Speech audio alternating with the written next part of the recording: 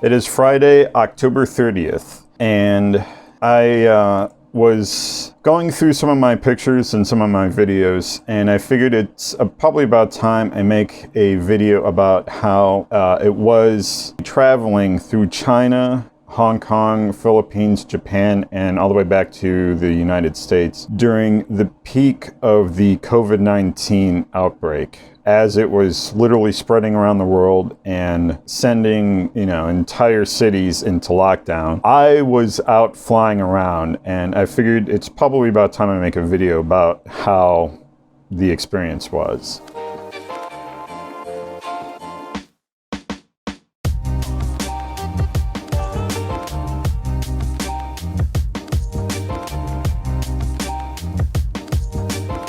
So I actually started recording this video yesterday.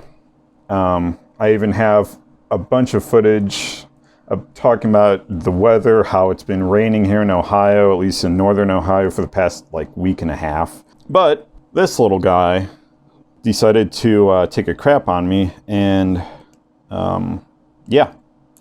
So I still have some footage from yesterday, but none of it's really usable because now it's Friday, and I just don't feel like using it, to be honest. Plus my outfit changed. So I got to China in December of 2018, and I usually made trips down to Hong Kong rather frequently. Also, if you watch the other videos on my channel, I also went to Mongolia. I went to Laos, specifically Vientiane, which is a beautiful, beautiful city. And I can't say enough about Mongolia. That's possibly one of the most beautiful countries I've ever been to. November 17th, 2019, first known case of coronavirus traced back to November in China. A 55-year-old individual from the Hubei province in China may have been the first person to have contracted COVID-19. So, November 17th, I was living and working in Yanjiao, China, which is just outside of Beijing. Probably an hour drive if there's no traffic. If there is traffic, upwards of 5 hours. The traffic in Beijing is beyond insane. As we move forward, December 31st, WHO becomes aware of a pneumonia of unknown cause. They went public January 4th. Now, it says that this was brought to attention to the WHO by China, but in reality it was actually Hong Kong. And then once Hong Kong kind of blew the whistle, China had to kind of play catch up. As of January 12th, there was at least 41 confirmed cases and 1 death.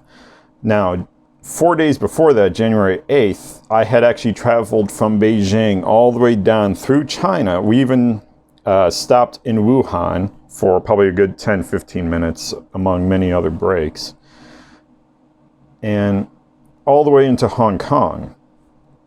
Now, of course, the train you're on with a lot of other people, and people are constantly getting on and off at different stops, including, of course, Wuhan, which I may have taken pictures, I may have taken video while passing through Wuhan and not even known it. But the kicker was when I left China and entered Hong Kong. Crossing over the border, I was used to seeing riot police because of the riots and the protests that were going on.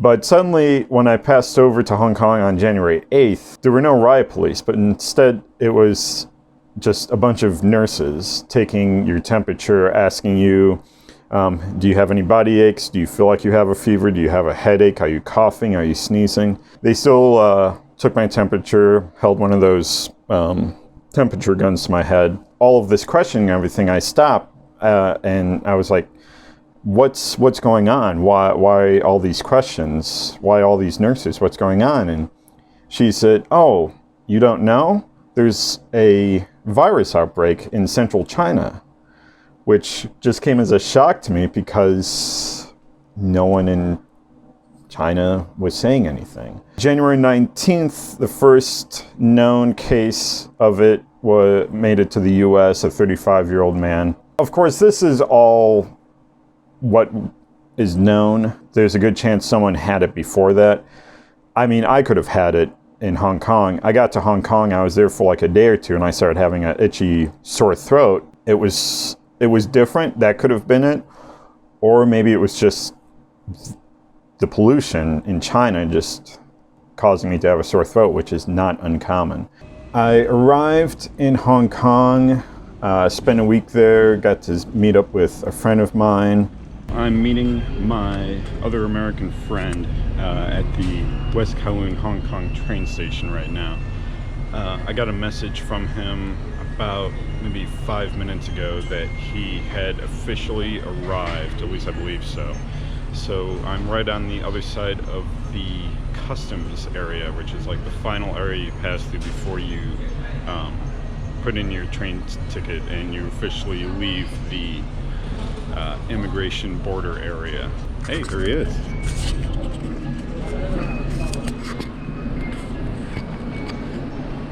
So I passed through Hong Kong, spent a week in Hong Kong, and then went to the Philippines, which of course I had a whole video about. We arrived just in time for the Sinulu celebration.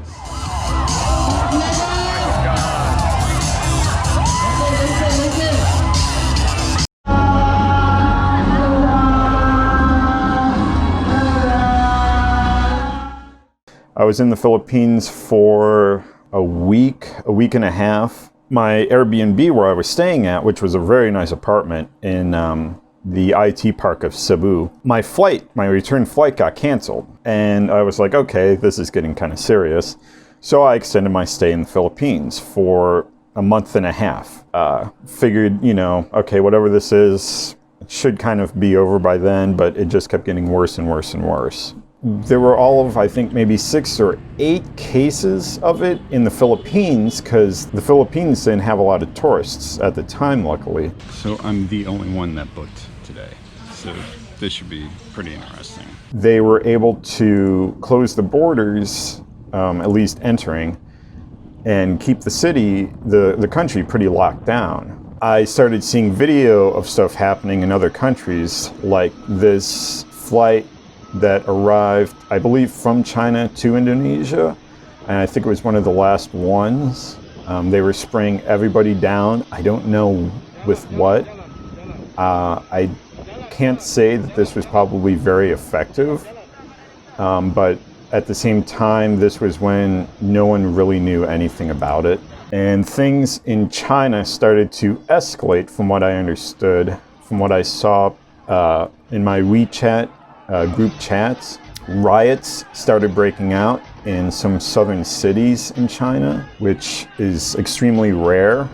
I mean, protesting and rioting in China is strictly forbidden. And as you can see from this video, they started changing the crossings into health inspections as well. These types of crossings are throughout China. Every time, especially like in Beijing, you have to go through a checkpoint. If I'm not mistaken, this was in Yanzhou, shortly after the lockdown of China started, and just the craziest stuff started happening. And you have videos of people just doing the craziest stuff because people started getting welded into their homes. Luckily, my coworkers, they never got welded in, but instead there was this tape that was put on their door, kind of like those void stickers. When you rip them off, it says void, kind of showing proof that the warranty seal was broken. It was kind of like that from what I understand, but here's a video of a woman who just took off all her clothes and just started sitting in the street. It's kind of like this virus just came with a lot of fear attached to it, and especially how the virus was revealed and everything just made it seem a lot more extreme. So I decided to start planning my trip back to the United States, which resulted in of course, a flight from the Philippines to Japan and then Japan to the US. I can't fly to Japan and not stay there. So of course I flew to Japan and stayed for, I think, maybe about a month. I'm not sure. I wanted to stay until April 1st, which would mark the 4-year anniversary of when I first made it to Japan. But with the pandemic growing and everything, I kind of figured maybe I should head back to the US while I still can. When I got back to the US, of course, I didn't have a job or anything. So I started taking whatever I could get. A friend of mine had just started a shield factory. So he was making these face shields with a clear, like a visor, a clear lens, and then a lower frame. So I got work helping him making some pretty nifty stuff like hard hat visors and everything. Very cool stuff. I also got an awesome opportunity to film a football game. It was only a high school football game, but it was very, very high-end equipment. Very, like, really top-notch type stuff.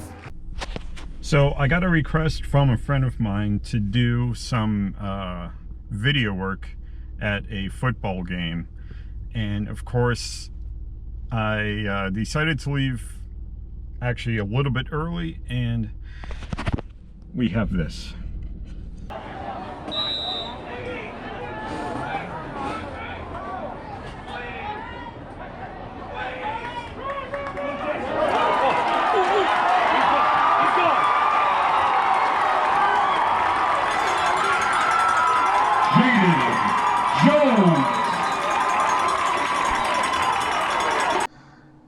It kind of felt like I was filming an NFL game. Of course I wasn't, but it was a really, really cool experience.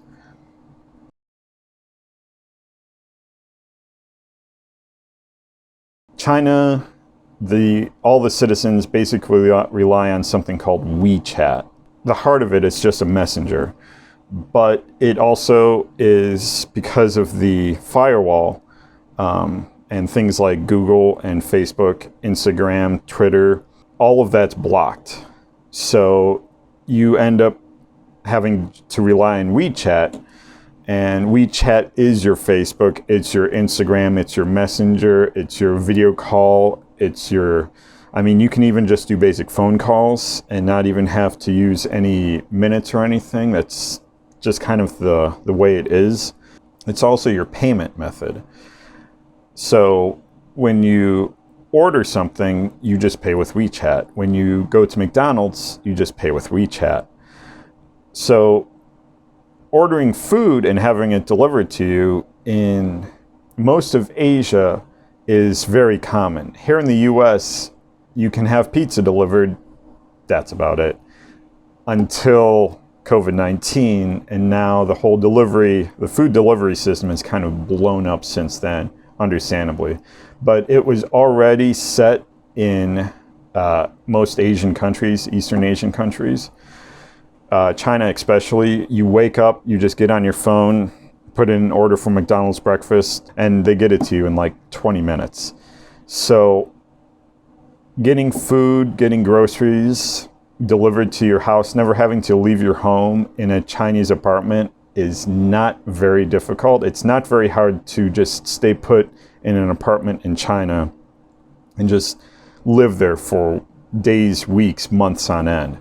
A government recognized security guard would basically be watching over your apartment building, or possibly a couple of apartment buildings, and food would get delivered. They would take it up to your apartment, open it, give you your food, close it, and reseal your door. For the most part, kind of to sum this all up, China got locked down shortly after I left it. Hong Kong got locked down shortly after I left it. I was in the Philippines for a month and a half, decided I should fly back. I arrived in Japan. Shortly after I arrive in Japan, cases start spiking in the Philippines. Philippines gets locked down, and I think Japan went into a lockdown. So it was kind of like I was being chased by this phantom almost. So it was kind of weird. And of course I landed in Detroit, and my flight from Detroit to Cleveland got canceled, so I got a rental car, drove back to Ohio. That's been my experience with COVID-19 while I was traveling, actively traveling pretty much. And yeah, now it's just kind of a waiting game. If you can't tell from the video, this vlog that I started, I cannot wait to get back to traveling. Really hoping that this all dies down soon, just like everybody else. So thanks for watching.